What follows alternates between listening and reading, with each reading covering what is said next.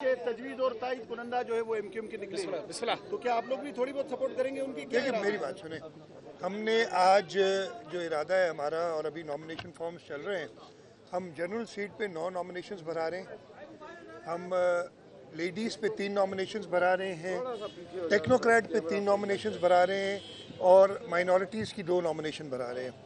और इंशाल्लाह ताला स्क्रूटनी मंडे को रखी है, मंडे को स्क्रूटनी हो जाएगी तो उसके बाद पाकिस्तान पीपल्स पार्टी अपनी फाइनल लिस्ट देगा कि जिनको टिकट अवार्ड किया गया है, और वो जो होंगे पाकिस्तान पीपल्स पार्टी के नॉमिनी, उनको जिताना पाकिस्तान पीपल्स पार्टी के सूबाई असेंबली के मेंबरों का काम है और इंशाल्लाह ताला उनको जिताएंगे। अच्छा सर, पहले भी आपको जब भी यहाँ पर सेनेट के इंतखाबात हुए, 1-2 जो है आपको वोट ज़्यादा मिले हैं, 15 सालों का जो तजुर्बा है, तो इस दफ़ा भी कोई जो है ये ज़्यादा नहीं मिले। अब आप लोग समझे, सेनेट का एक सीक्रेट वोट होता है, आइन के अंदर हर वोट की आप वज़ीर आज़म का वोट ओपन होता है, वो आप पार्टी के ख़िलाफ़ जा नहीं सकते। वज़ीर आला का वोट ओपन होता है, वो आप पार्टी के ख़िलाफ़ जा नहीं सकते, और उसमें अगर आप ख़िलाफ़ जाए तो आइन में लिखा हुआ है कि आप डिफेक्ट करते हैं और पार्टी आपको निकाल सकती है, मेंबरशिप ख़त्म कर सकती है।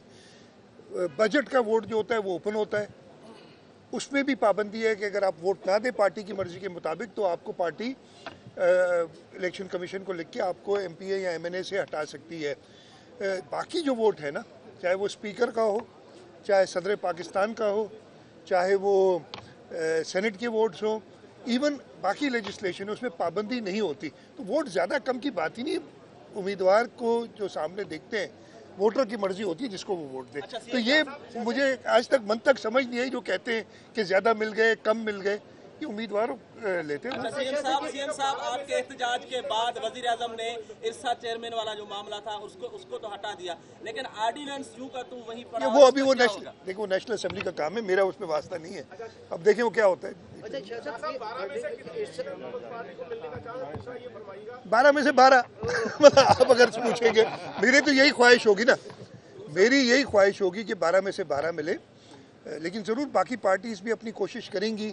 जहाँ तक मुझे पता है मुत्तहिदा कौमी मूवमेंट ने कुछ नॉमिनेशन जमा कराएं इस वक्त तक, अभी 1:15 हुआ है, लेडीज़ में और टेक्नोक्रेट में और माइनॉरिटीज़ में, सिवाय पीपल्स पार्टी की किसी और जमात ने जमा नहीं करा। इसका ये मतलब नहीं कि कोई और जमा नहीं करा सकता, वो करा सकता है।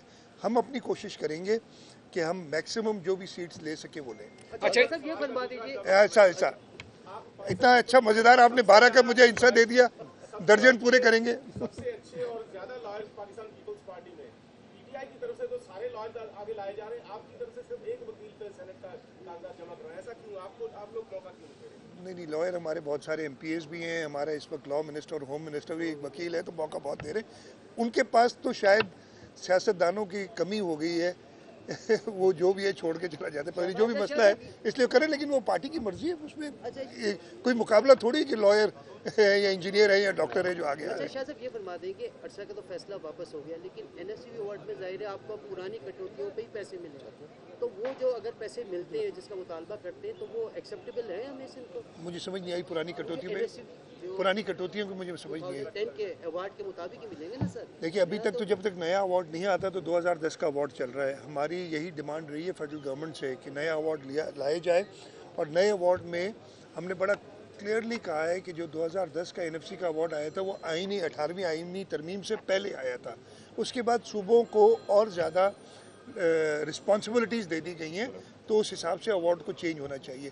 वफाक का अपना एक पॉइंट ऑफ व्यू है कि उनके पास वो वसाइल मौजूद नहीं है कि कर सके, तो ये ज़रूर एक नेगोशिएशन होती है जो एनएफसी का फोरम होता है। इरसा के हवाले से इरसा का हो गया सवाल ना, अब हो गया कोई और। सेनेट के कहते कि वो जरदारी साहब के बेटे हैं, तो क्या पीपल्स पार्टी उन्हें वोट देगी?